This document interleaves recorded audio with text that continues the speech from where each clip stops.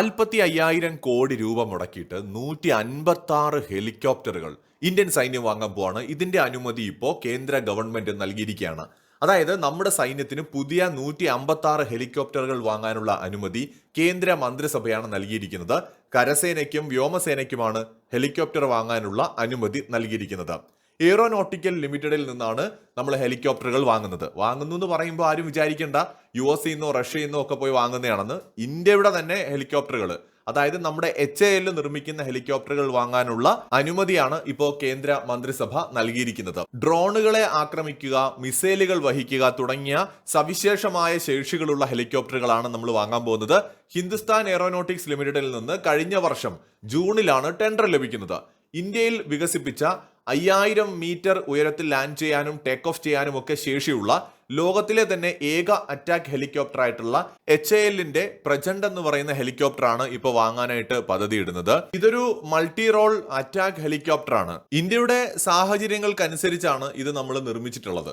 എന്ന് വെച്ചാൽ വളരെ ഉയരം കൂടിയ പ്രദേശങ്ങളിലും പ്രതികൂലമായ കാലാവസ്ഥയിലുമൊക്കെ നന്നായിട്ട് പെർഫോം ചെയ്യാൻ പറ്റുന്ന ഒരു ഹെലികോപ്റ്ററാണിത്. അപ്പോൾ നമ്മൾ നേരത്തെ ഇന്ത്യയുടെ അറ്റാക്ക് ഹെലികോപ്റ്റേഴ്സിന്റെ എണ്ണം നോക്കിക്കഴിഞ്ഞാൽ ഗ്ലോബൽ ഫയർ പവറിന്റെ കണക്കനുസരിച്ച് 80 എണ്ണമാണ് ഇന്ത്യയുടെ കയ്യിലുള്ളത്. എന്ന് വെച്ചാൽ തായ്വാനേക്കാൾ കുറവാണ്. ടോപ്പ് 10 പട്ടിക എടുത്താൽ അതിൽ നമ്മൾ 9ാം സ്ഥാനത്താണ് ഈ അറ്റാക്ക് ഹെലികോപ്റ്റേഴ്സിന്റെ കാര്യത്തിൽ. ടോട്ടൽ ഹെലികോപ്റ്ററിന്റെ കാര്യം എടുത്താൽ നമ്മൾ 4th പൊസിഷനിലാണെങ്കിലും അറ്റാക്ക് ഹെലികോപ്റ്റേഴ്സിന്റെ കാര്യത്തിൽ നമ്മൾ 9th പൊസിഷനിലാണ്. നമ്മുടെ കയ്യിലുള്ളതിനേക്കാൾ കൂടുതൽ അറ്റാക്ക് ഹെലികോപ്റ്റർ തായ്വാനുണ്ട്, തുർക്കിക്കുണ്ട്, ഈജിപ്തിനുണ്ട്, ജപ്പാനുണ്ട്. അപ്പോൾ നമ്മളെ സംബന്ധിച്ചിടത്തോളം അറ്റാക്ക് ഹെലികോപ്റ്റേഴ്സിന്റെ എണ്ണം വർദ്ധിപ്പിക്കേണ്ടത് ആവശ്യമാണ്. ഇപ്പോൾ നമുക്ക് ലഭിക്കുന്ന ഏറ്റവും ലേറ്റസ്റ്റ് റിപ്പോർട്ടുകൾ അനുസരിച്ച് ഇന്ത്യ ഓർഡർ ചെയ്തിരിക്കുന്ന അറ്റാക്ക് ഹെലികോപ്റ്റേഴ്സ് ആണ്.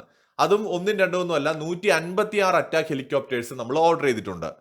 അപ്പൊ നിലവിൽ നമ്മുടെ കയ്യിലുള്ള 80ഉം ഈ 156 എണ്ണം കൂടി ആവുമ്പോൾ ഏകദേശം അതൊരു 236 അറ്റാക്ക് ഹെലികോപ്റ്റേഴ്സ് എന്ന നിലയിലേക്ക് മാറും. ഏറ്റവും കുറഞ്ഞത് നമ്മുടെ സൈന്യത്തിന് വൈകാതെ ഏതാണ്ട് 230 240ഓളം അറ്റാക്ക് ഹെലികോപ്റ്റേഴ്സ് കിട്ടും. അതോടെ നമ്മൾ ഏറ്റവും കൂടുതൽ അറ്റാക്ക് ഹെലികോപ്റ്റേഴ്സ് ഉള്ള രാജ്യങ്ങളുടെ പട്ടികയിൽ 4ാമത്തെ പൊസിഷനിലേക്ക് എത്തും.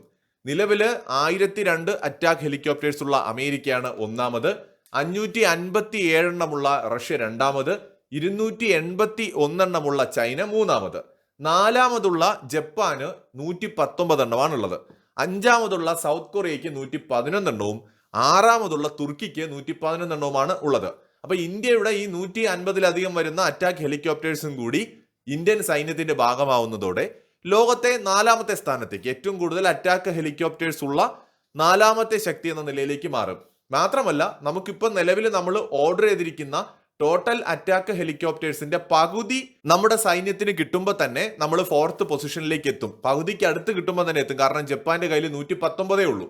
അപ്പോൾ അമേരിക്കയും റഷ്യയും ചൈനയും കഴിഞ്ഞാൽ ഏറ്റവും കൂടുതൽ അറ്റാക്ക് ഹെലികോപ്റ്റേഴ്സ് ഉള്ള രാജ്യമായിട്ട് നമ്മൾ മാറും. ഇത് നമ്മുടെ ടോട്ടൽ മിലിറ്ററി സ്ട്രെങ്ത് ഉണ്ടല്ലോ, ഇപ്പോൾ പവർ ഇൻഡെക്സ്, ആ പവർ ഇൻഡെക്സിൽ ഇത് വളരെയധികം നമുക്ക് ഗുണം ചെയ്യും. അപ്പൊ അടുത്ത വരുന്ന വർഷങ്ങളിൽ പവർ ഇൻഡെക്സിൽ നമുക്ക് കൂടുതൽ മികച്ച ഒരു പോയിന്റ്സ് നേടാനും ഇത് കാരണമാകും. എന്തായാലും ഇന്ത്യയുടെ മിലിറ്ററി സ്ട്രെങ്ത് വർദ്ധിപ്പിക്കുന്ന ഒരു തീരുമാനമാണ് ഇപ്പോ നമ്മുടെ ഗവൺമെന്റിന്റെ ഭാഗത്തു നിന്നുണ്ടായിരിക്കുന്നത്. സൈന്യത്തിന് 156 അറ്റാക്ക് ഹെലികോപ്റ്റേഴ്സ്, അതും 45,000 കോടിക്കാണ് വാങ്ങുന്നത് ഇന്ത്യൻ കമ്പനി ആയിട്ടുള്ള HALന്റെ അടുത്തു നിന്നാണ്. അപ്പോൾ ആ പണം നമ്മൾ വിദേശ രാജ്യങ്ങൾക്കല്ല കൊടുക്കുന്നത്, ഇന്ത്യയിൽ തന്നെ അത് ഒരു തരത്തിൽ പറഞ്ഞാൽ റീഇൻവെസ്റ്റ് ചെയ്യുന്നത് പോലെയാണ്. 5000 മീറ്റർ ഉയരത്തിൽ വരെ ലാൻഡ് ചെയ്യാൻ പറ്റുന്നതും ടേക്ക് ഓഫ് ചെയ്യാൻ പറ്റുന്ന ശേഷിയുള്ള ഒരു ഏക ഹെലികോപ്റ്റർ എന്ന് പറയാവുന്ന ഒന്നാണ് ഈ പ്രചണ്ഡ് എന്ന് പറയുന്നത്. സോ അതുകൊണ്ട് തന്നെ ഇന്ത്യയെ സംബന്ധിച്ചിടത്തോളം ഇത് വളരെ നല്ലൊരു തീരുമാനമാണ്. മറ്റൊരു വീഡിയോയുമായിട്ട് വീണ്ടും വരാം.